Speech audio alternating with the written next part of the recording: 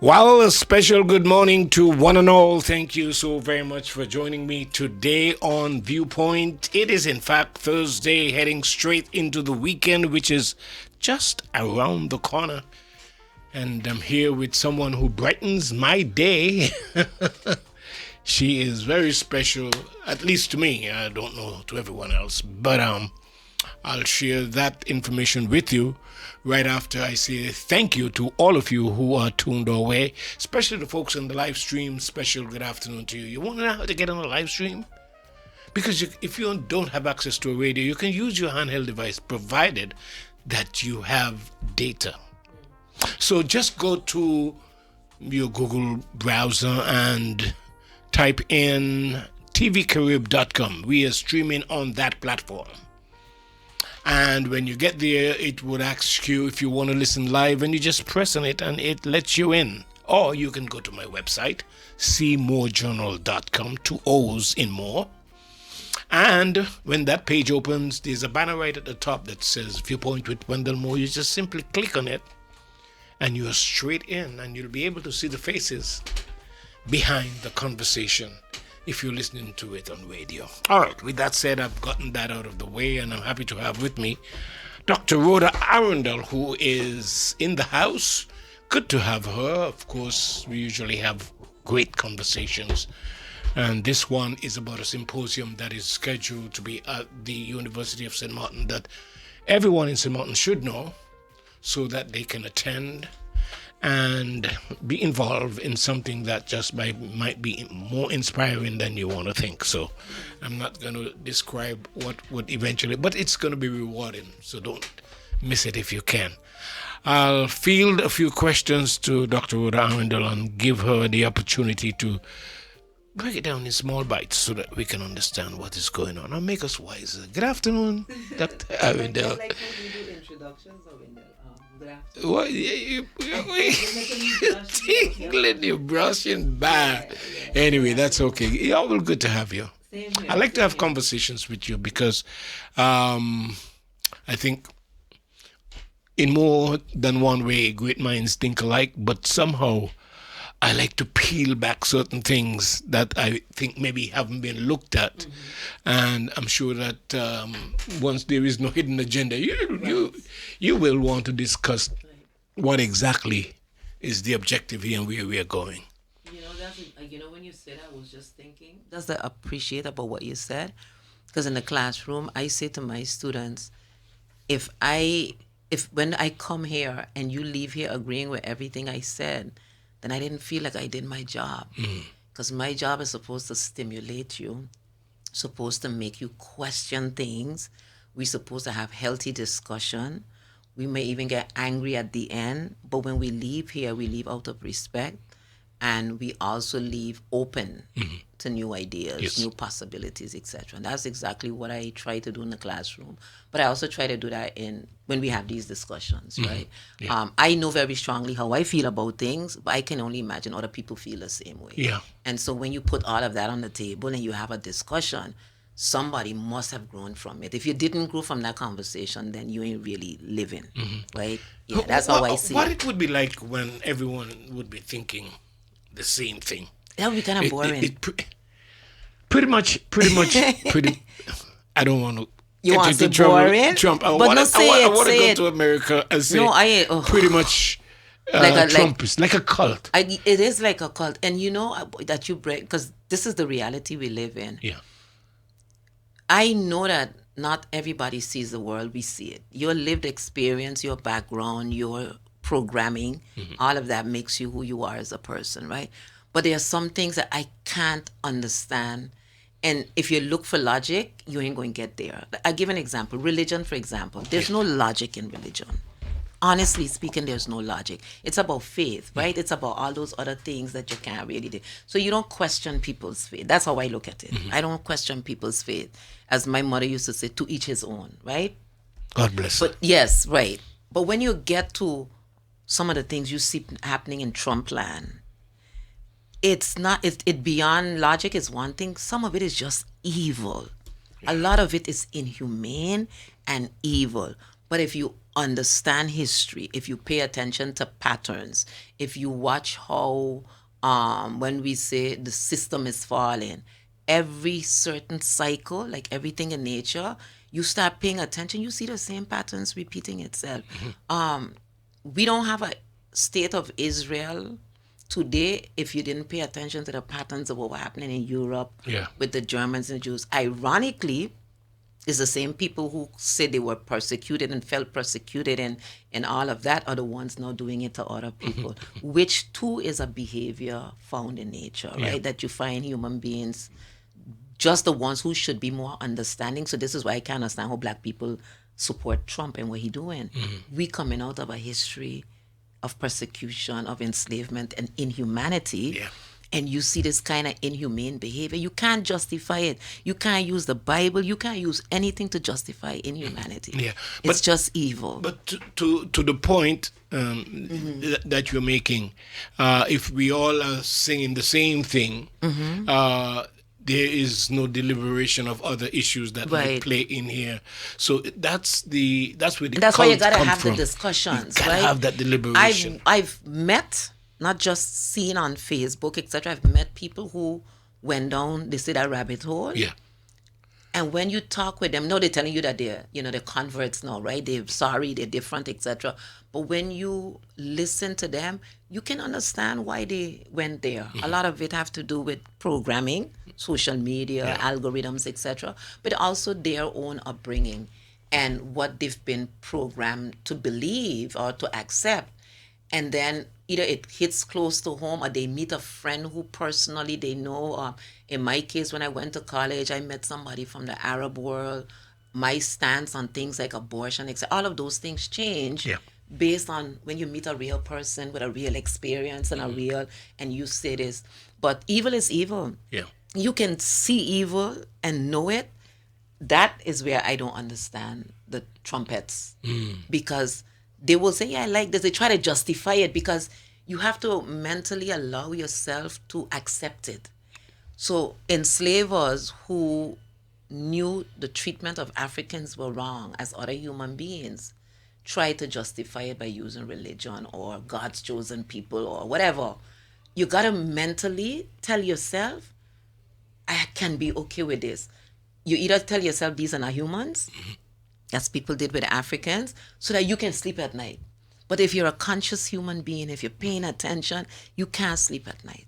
You can't. And so that's what we're seeing. Yeah. And we shouldn't be afraid to have discussions. And we either. shouldn't. We have to have the discussions. Yeah. If you don't have the discussions, you don't get to understand what a person is thinking. Yeah.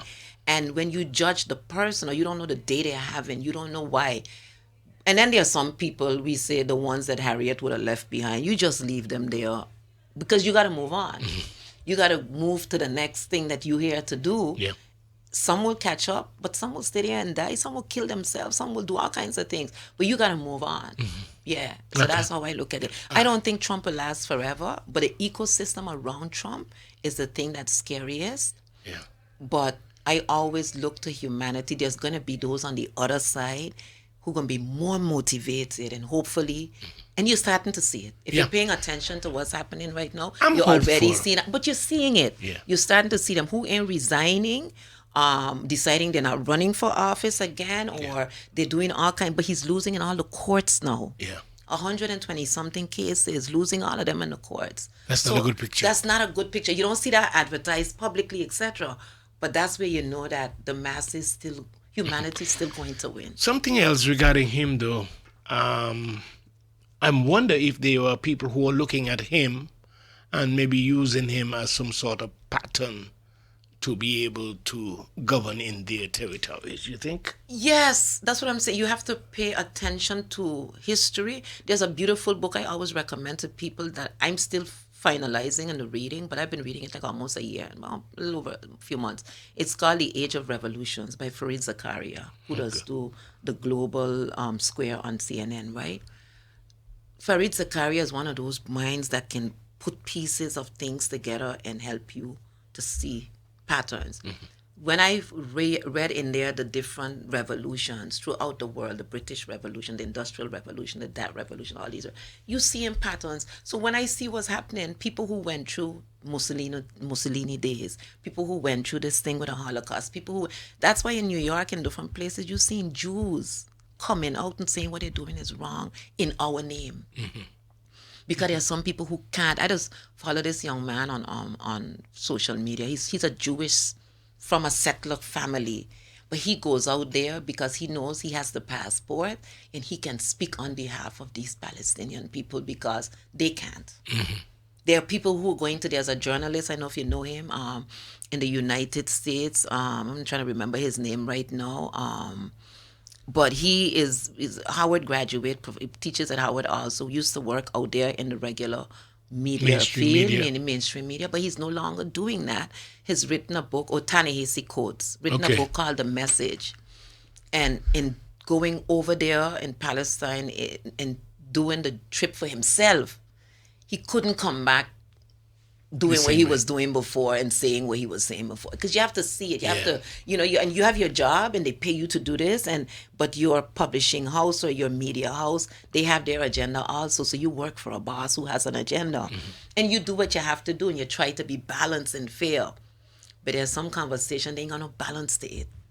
Evil is evil. Yeah. And if you read Ta-Nehisi quotes, the message, or if you just read these other people who are not in mainstream media, who going out there and search. And this is why when you look at the abolition of slavery, there were abolitionists who were also Europeans, right? Who saying, like, let me be your civil rights movement.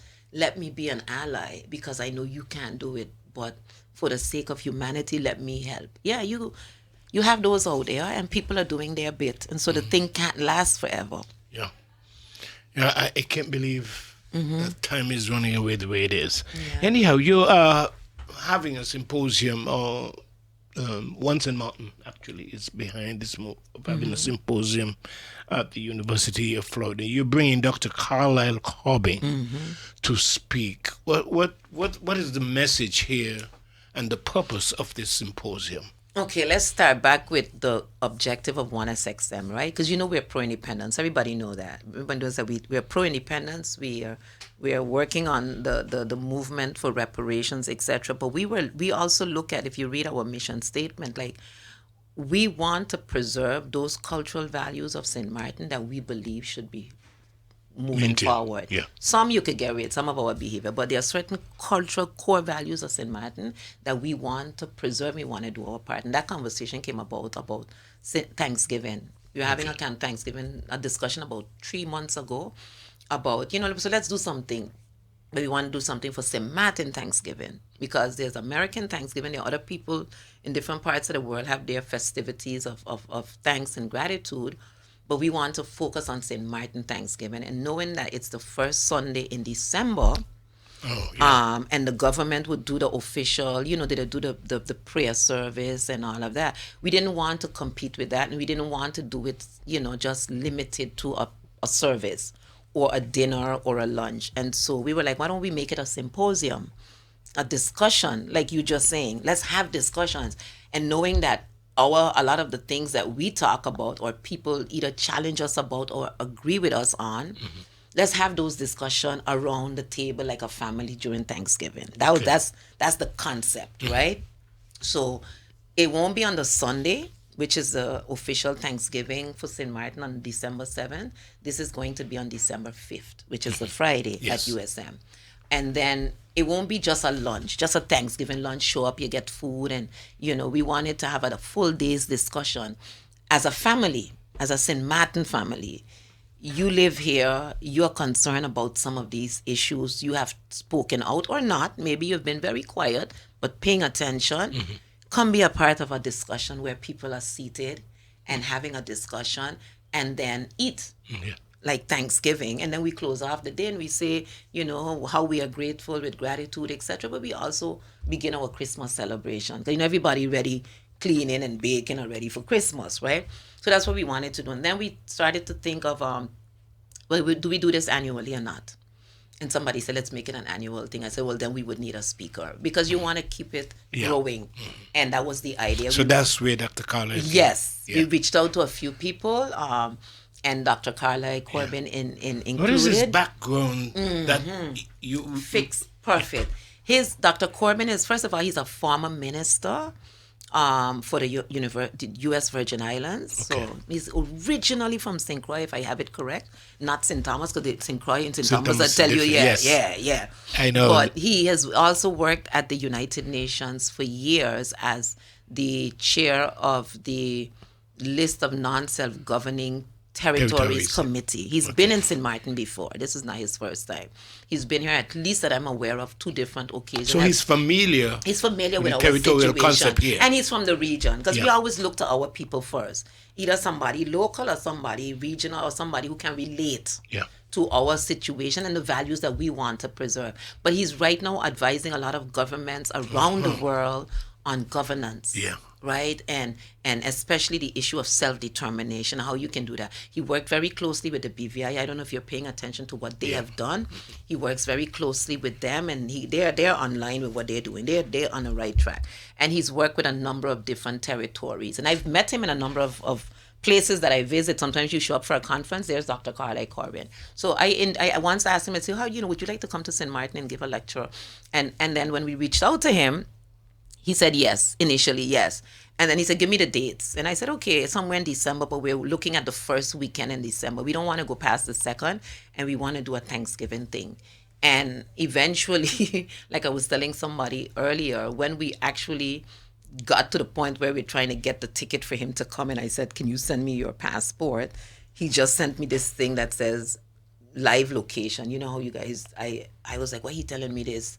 Because I don't know where his life, you usually don't know, right? I went on the internet and found that he was in Indonesia. And he was in Indonesia, and they were about to be hit with a typhoon. And he couldn't at the time communicate the way he wanted to.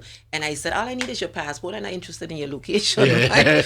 But when I saw what they were about to be hit with, I said, oh my goodness. So after the typhoon passed, we reconnected, or he reached out, and I said, how are you doing? You okay? He said, yeah, we're fine. We were able to go to another side of the island, etc., etc. So I was like, Indonesia? And so from Indonesia, he's somewhere in St. Lucia right now. He's on a plane here somewhere and coming to St. And I only say that to give you the range of where this man travels to work with governing groups, whether they're government or groups working in governance and how to move forward. And we thought he would be perfect for us. One of the Dutch colonial countries? He's written a paper, I think, on either both Bonaire and Curacao.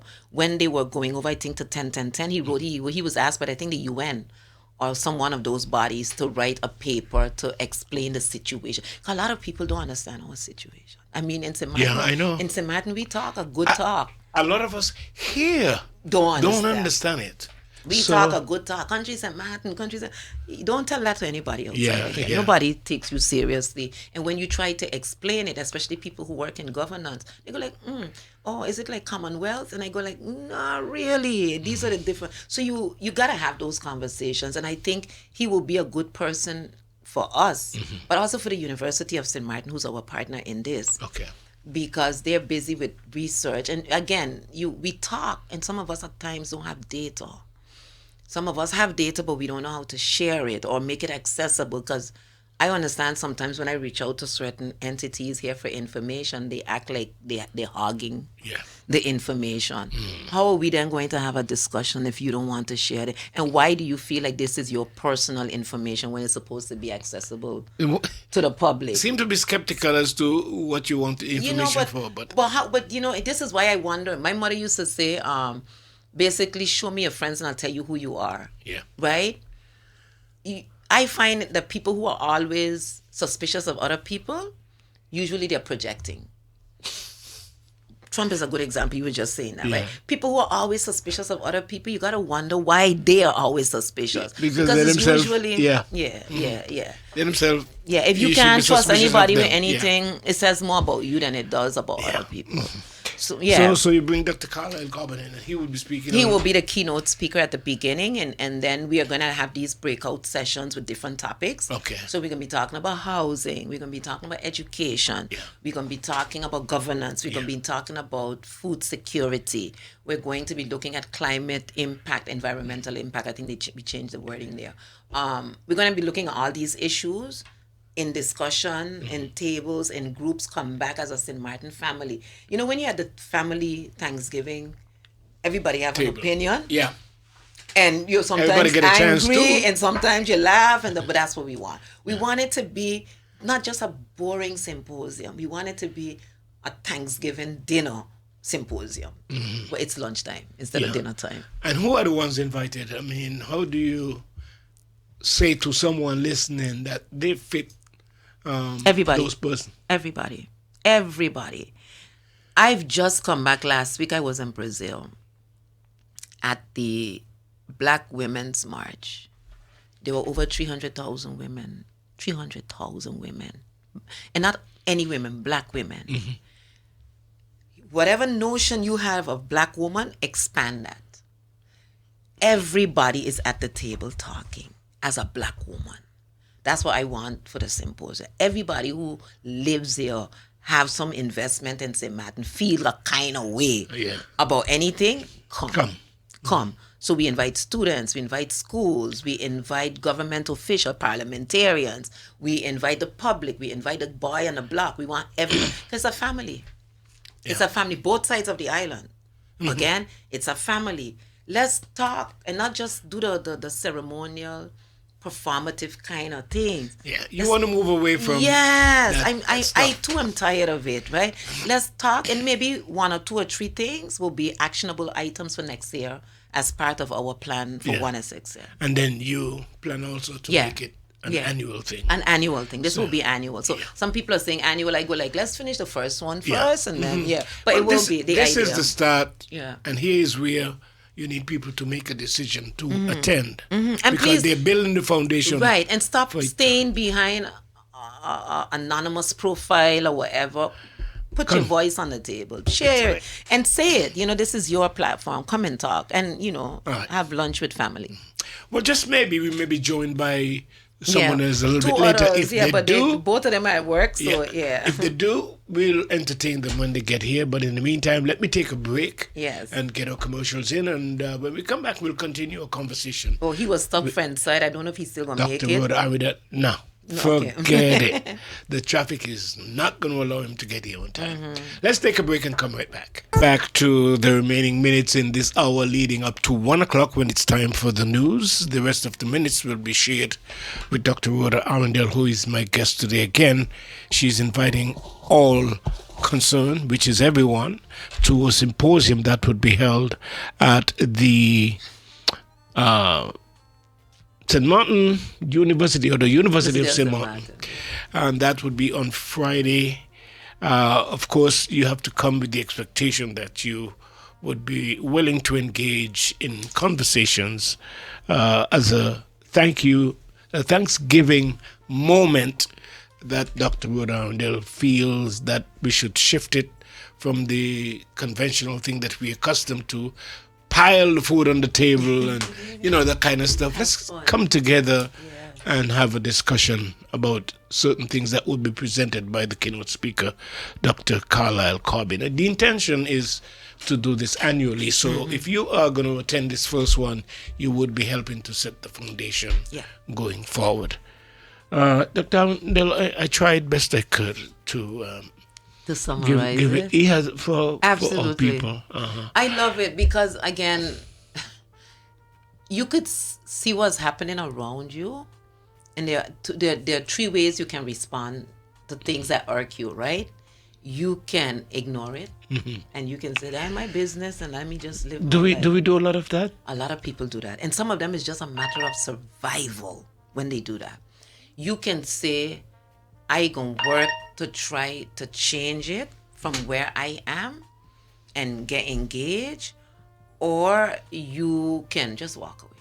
Right? You can tolerate it, you could try to change it, or you could just walk away. I'm not one of those walk away person unless I really think it's a waste of time. right? In my life, you know me, all my But life, yeah. that's you, Right, Dr. it's so Arundel. What about right. getting other people to change that? Right, again, how do you change? Each person has their own responsibility. I stop over the years judging people for either doing or not doing, because I don't wear your shoes. I don't know where your Yeah, situation yeah, is. I ain't judging you. I know I am here.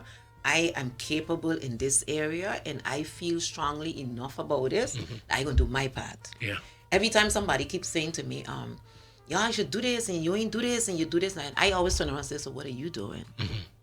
You don't worry about what I doing. You tell me what you gonna do, and maybe we could work together. Yeah. But you gotta be doing something too. And if all your thing is to just sit down there and moan and groan, Yeah. that's your gig. So you're saying I let's out of talk. that conversation. I ain't in that conversation. But if you saying let's talk, let's try, Yeah. I'm there. Yeah. I'm there. And not only that, I think when we engage in discussions, we are making our contribution as well. Yeah. And some of these topics that would be talked about, you just single them Yeah. out, are of concern to all of us. But what are we saying to contribute to concepts and ideas that we can bring forward as solutions? I want to hear. But when you look at any organization, including war, which is the craziest one to compare now, but any successful organization or anything that's moving anywhere, you got those who carry water, you got those who Yeah. cook the meals, Yeah. you got Yeah. those who make the garments, Correct. you got those who gonna oil the plane, you got those who gonna fly the planes, and then you got those who gonna drop the bombs. And they all play their role. And they all play their role. Yeah. And that's how I see it. I think if we're going to move forward, everybody has a role to play, and you can't ask from people what they can't give. You can't make them give you what they don't have. Yeah. So you just got to do your part. And hopefully when you leave here, when your time comes to depart, people will remember you for your contribution. Yeah. Do you think people avoid you sometimes because they are in disagreement with your view on whether it's independence or that kind of stuff? And as a result, they think, oh, is that what we are going to be engaged in? When in fact, it might be far from it. I laugh because I saw something this week. Somebody showed it to me. I have stopped worrying about whether or not people avoid me or don't avoid me or agree with me. I used to worry about, I don't really care. I watch now a discussion taking place about a national anthem. And when people send it to me, all I do is I laugh. I was like, y'all gotta be kidding me, right? How many years later? 15 years later? Yeah. You want to tell me about this conversation now? I passed that road long time. I laugh, So you leave it there because you're on a different journey. So I really don't get caught up. I used to say, what people think about me really ain't my business. I focus on what I hear as a drumbeat. That's the best way I could describe it. I know what I'm seeing. I know what I'm hearing. And I'm not always right, but the journey is an awesome journey. And I'm heading in that direction where the Spirit is leading me. And whoever is on the train is on the train, and who's off is off. It's good for you. Probably wave to some people on the way. Speaking of journey, I think it is safe to say that we are journeying our way to being fully responsible for ourselves. It doesn't matter how long it's. No, I don't want to say that. I want to change that conversation about being responsible or earning the right to govern yourself. You don't earn. It's all right. It's a what they call it, the UN, an inalienable right. Meaning from the day you were born, you have it. Yes. Nobody gives you the right to govern yourself. You don't have to earn the right to govern yourself. You were born with it. It was taken away from us. Yes. Yes. And we want it back. And we will not stop fighting until we have it back. So that's the journey for independence. Your right as a human being, as a sovereign being, as a person placed on this earth by the Creator, was taken away from you by another group of people who believed that they were superior to you and therefore they should govern you. Yeah. We are trying to reverse that. This have nothing to do with earning no rights. When we gonna get it ready? How we gonna get ready? This have nothing. They over there, they fought 80 years. The Netherlands fought 80 years. I don't remember how much France fought. I'm gonna let you know when I find out. To not be governed by Spain.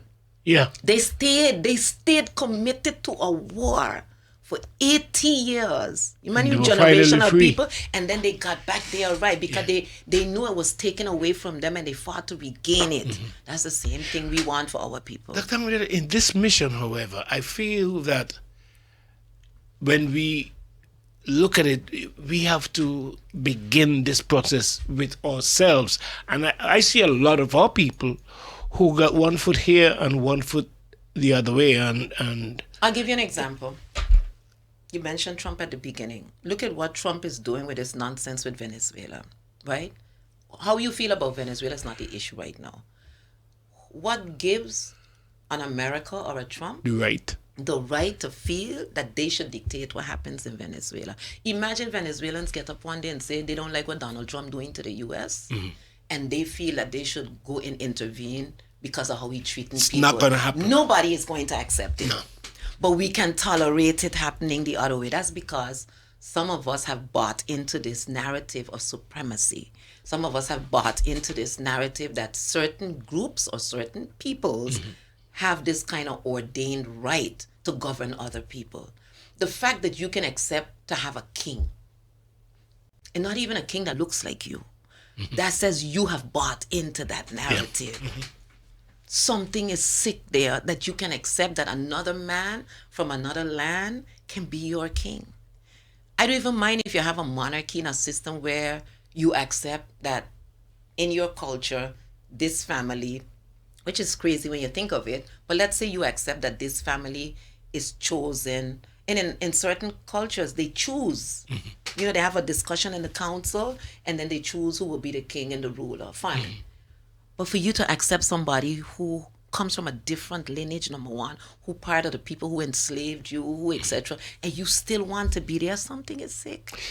Something is wrong. Listen, we have a monarchy system. The Dutch have a monarchy system. The Africans that came here had no kind of monarchy system. But wait a minute, because what I'm saying here, I don't see it in our people embracing the king in this. Yes, they do. You think so? Do.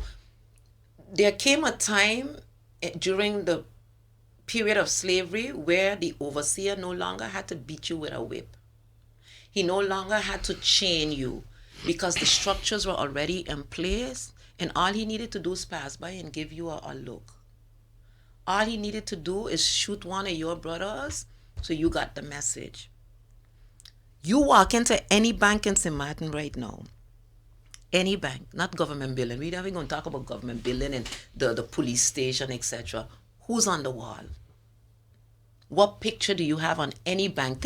See, any bank. Maxima and Willem Alexander, what are they doing in the bank? That means you accept it. That means you're telling the people this is the supreme leader. There are different places that you go on this island that you see these things and you go like, people tell you this is a majority black country. Say, yeah, but the structures are not. You get all kinds of history in your history class in school. But what did they teach you about Africa, for example? I heard a woman in Brazil last week, she's from the interior of Colombia, bawl out in anguish of not having a connection to Africa. And people talk about, where you going with this Africa thing, etc. You got people who yearning still for that connection and saying, why are we not able to have this connection? But they know, the system knew it was done by erasing all of that, taking away everything you knew, so that tomorrow you don't have to fight it. They just have to put a picture up or give you, what did they do a few years ago at the school here in St.Maarten? They gave out these little booklets to children. Yeah. But and you know what kind of, so Qui Sorte di Reino, whatever type of kingdom, and all the children with pictures and orange. If you do that for a good 10 years straight, you don't have to you're fight. gone. You're sold out. Yeah. You don't have to fight. People accept it without even trying. Yeah. You got people out here so begging. I kind of get the feeling that it's not because of their absence, really. No absence. If you're paying attention to absence, this is. I said this to some students at some high school. I think somebody's trying to call us here. I don't know. Joanne, you want to take that call for us? Somebody's calling? Yeah, I'll take it. Okay, look, poor Joanne. Oh, okay. There were some students in some high schools that I talked to this week. This year, during Black History Month, went to different high schools. But I think I seen a light flashing. Is that what that is? Yeah. They may be trying to get in again. the question Okay, Joan, let's try take that one. Yes, good afternoon, caller. Good afternoon to you, Mr. Moore. This is Dr. Yadira Boston, and here to support my sister, Dr. Rhoda Dr. Arrindell. Okay, Dr. Yodita Baston. Yeah. Okay. I'm gonna have to paraphrase because my monitor is down so low right now. I think I have you in my ear though. Go ahead. Yes, I'm here to support my sister, Dr. Rhoda Arrindell, and her team for the initiative for tomorrow for the symposium. I will be part of that. I'm joining that session. Conversation is very important. Yes, I did do a study, and I also spoke to Dr. Arrindell. She attended the session that I had, where I conducted a study with 143 educators to find out their perception of St. Martin's readiness for independence. And 52% of the participants vowed that yes, we need to go towards independence, but they had different time frames as well. So I think it would have also been nice to invite educators, seeing that they are, knowledge generators, to our children to be able to speak on this, because one of the topics that came out to highlight from the research, it was fair to have a conversation about independence, the fair to speak out. That's why I called. Yeah, and I know you like these conversations as well. So I'm not surprised. Yes, so this is my first time calling actually, but I just wanted to say that, and this study was not just an interview, it was also a focus group, individual interviews, surveys, and we were able to even detect fear in the persons while having the conversation. Asking them questions, they're afraid to speak. They want to have the interview in a place where people don't see them. And I know that this is a very important initiative that Dr. Arrindell has embarked on, because conversation is important, whether you agree or disagree for independence, or whether you decide when it should be or not. Yeah. And so conversation and the way that it's going to happen is very important, especially seeing that educators felt fair to be able to discuss whether St. Maarten should go towards independence. And and just to wrap up on this part, Mr. Moore, it also has that these educators were not just, we have those who were born in St. Maarten, Dutch side, born on the French side educators, persons who were naturalized teachers, persons who are not. So it's a diverse set of persons who are coming from independent countries and persons who are coming from non-independent countries. So, okay. Well, thanks for your work in that regard. I'll let Dr. Arrindell respond to you. Yes, she would. I didn't get all of it, but I think I got the gist. I think the key thing here is the fear aspect to have these discussions. Because we create this narrative of independence as something negative, right? Not just we. Again, the system, right? When you come from it as a place of we were born with this right and it was taken away from us and we need to take it back, half of that go away. And we say, like in a marriage, for better or for worse. Whatever gonna happen, we doing it on our own. I was in Morocco last month and I went to a celebration of 50th anniversary of a march of taking back their space. They ain't the richest part. The city that we went to was St.Maarten, in the desert, in the middle of the desert. They're not the richest. They're not the people who got a lot of it. And it has nothing to do with rich. It has to be by being in charge. And literally being in charge and making your decisions for yourself, for better or for worse. But that's not to say that independence is going to be bad. Because I dare argue the contrary. And that's why we're looking for the referendum. Because in a referendum, you'll get to put the facts on the table during the campaign. You'll get to explain, this is what it looks like. This is what it looks like. The facts, not the things what people think can happen. What are the facts in this current situation? Because every single thing that we complain about today is happening in this situation, in this current system, right? The question is, how do you do it on independence? But independence is going to be one of the many topics we're going to be talking about. But I can't imagine that people resist even having this discussion. And that's why I want to go back to the conversation I was telling you about, this thing about superiority and other people managing you. Because people say we ain't ready or we can't and we ain't able. That's because you're already accepting that somebody else can do it better than you. You've already accepted that they have the right And they Even though need to hear that. 400 years you're looking at it and you're saying it ain't working because you're complaining, obviously, but you're still believing that these people are ordained to do it better. And then let's be honest, on the other side of that coin is our own people, like you said earlier, who left a bad taste in the mouth of others in terms of we don't trust them. Yeah. But here's what I say to that. You prefer to trust a stranger that you don't know nothing about than to trust your brother down the road who you know everything about. And believe you me, And that what does stranger that have say very about- little And he got interest. a background that you have no clue. He probably a mass murderer. Yeah. You don't know what kind of serial rapist he is. You don't know how many times he lost his job because of fraud and all the nastiness he do. We have seen people come on this island, got certain positions in certain places, and then there was something exposed Yeah. and then they disappeared. Yeah. We have seen that. Yeah, So yeah. you prefer to trust him over your own people. That says something about you, not about him. It has nothing to do with that. So you have to work on you too. Yeah. Why Yeah. is it that you are always skeptical of other people? I tell you, people who are out there so telling you they're suspicious of everybody, you gotta watch them. Yeah. They're projecting. But we have to have this discussion, though. Yeah. We got it. And that's why And we that's want to why- start the conversation. Yeah. We want people to come. This ain't about independence. It's about St.Maarten people dealing with St.Maarten people business. Yeah. Around a Thanksgiving meal. Yeah. But we also want to talk about our... I just landed here 2 days ago. I said, how the place going? Girl, one of my family members said, girl, we killing each other. The young killing other people and the old dying. I mean, wow. But that was the response. I was like, what kind of outlook does that give?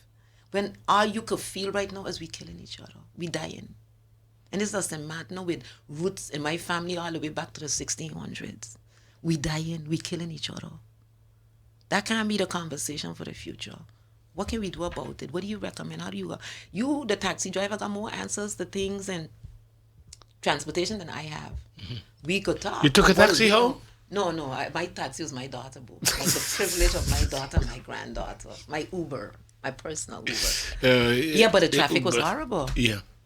That's You why I know? told you that those No, persons no, have just her son they is can't- married, God can't make it, and No. USM, they can't make it. No. Yeah. Not And my really. daughter said that to me. So I said, I have to go Sandy Ground. She said, don't. And I'm glad I didn't because I wouldn't have make it back here either. And I would be Yeah, seriously you would be angry mad with with me you. and I wouldn't blame you. That's yeah. right. Yeah. So, again, extend the invitation and let people know why it's important for us to gather around this Thanksgiving table, if you will, Yes. and have a discussion and be enlightened on certain things that are relevant in our own In our own experience. background. Yeah. I looked at it also from the hurricane season. That's how we started off with a discussion on Thanksgiving. This was a few weeks ago. But wait a minute, you were one of the initiators for this Thanksgiving service when you were in office? We celebrated the first one officially. No, it came in 95. Let me tell you where that information came from. When we were doing national symbols of St.Maarten, Yeah, when we were okay. talking to the elders, they were the ones who informed us about the first Sunday in December being St.Maarten Thanksgiving. We didn't even know that. I didn't know. I didn't find out till that time that. No, I didn't hear that growing up from the people around me celebrating it. It You was hear more about whispers. the People American started to do 21st the November. American Yeah. thing. I went to school in Syracuse, New York. A lot of the people I knew personally were indigenous Americans. They don't celebrate that Thanksgiving. They have a whole different conversation about that date. So I kind of like, wow, I thought everybody did this thing. Yeah. And then you start talking to other people, like African American friends who do and some don't, Yeah. for different reasons. And now here in St.Maarten, you're And then discovering. St.Maarten, when they start doing it, I was like, no, we have this other thing, but we want to really highlight it. So we really give a shout out to the I think it's the United Christian Church Council or whatever were Yeah. doing it Yeah. with the day of prayer and all of that. So they have the Thanksgiving, but from a religious perspective. We want to do it from a family It at was- the table, cousin. The Thanksgiving also was connected to the hurricane issue. Yeah, it is. It is. It Yeah. is based on that day, the first Sunday in December. So that's why it's connected to. We wanted to broaden the conversation Okay. more than just ceremonial. We want to talk. Yeah. Because this is what families do around the table. Talk. That's the idea. And we hope young and old will come out. Is there a price attached No to price this? attack, Oh, feature okay. chat. Just We want to have- make sure. And I want to say people understand. thanks to USM, thanks to Baker's Suite, thanks to the person who contributed and asked not to be mentioned publicly. Thanks to you, thanks to the wife of you. And because Thompson was like, hey, we have a place, we have a place. So no, we're good. So USM is hosting it, but USM is also interested in these topics. What do we do with it after you're at the university? What do you do with this information afterwards? Yeah. And there's nothing more when it comes to university to know that certain lectures were held, and it was held here. At the USM. And I just finished an article for a journal on higher education governance. Okay. And my focal point was the University of St.Maarten. And once it's cleared, I will share it with the public. All right. And It's always nice having a chat with you. always nice being here. You can call me back anytime. I tell you, I like to come on here. We could talk about anything. There's a lot to talk about. We have a lot to talk about the reparations movement, things that are happening, the things that we've done this year, participated in all these conferences and discussions. Yeah. What's happening in Europe now with the reparations movement and stuff. There's a lot to talk about. I'm going to have to let that be the final word, though. I'm out of time. Yes, sir. Thank you so much for Appreciate it. coming in and for sharing your time with us. So, folks, make some plans to go to the University of St.Maarten. 9 to 5 Friday. tomorrow. 9 in the evening. 9 in the morning. 9 in the morning. 9 in the morning till 5. throughout It's the day. lunch throughout the day. And Dr. Corbin is scheduled to come on at 9:30 because there's some people who want to just hear the keynote. They can't do And the then whole day. yeah. So if you're interested, because people are asking me like, what time does Dr. Corbin I'm glad you mentioned 9 to Yeah. 5 because... 9 o'clock in the morning to 5. It's a weekday. It's hard for some people because people are already saying, I have to work, I have to do this. We understand. But it's also, again, airline travel, how it works in the Caribbean. Yeah. When people are available, you got to go with the days that the flights can come in and Well, I'll stretch it over a little bit more, but I gotta go now. Thank you so much for joining me on Viewpoint. We'll be back tomorrow, God's willing. An invitation is extended for you to join us then. In the meantime, take care, guys. Over to Joe and Biko. Goodbye.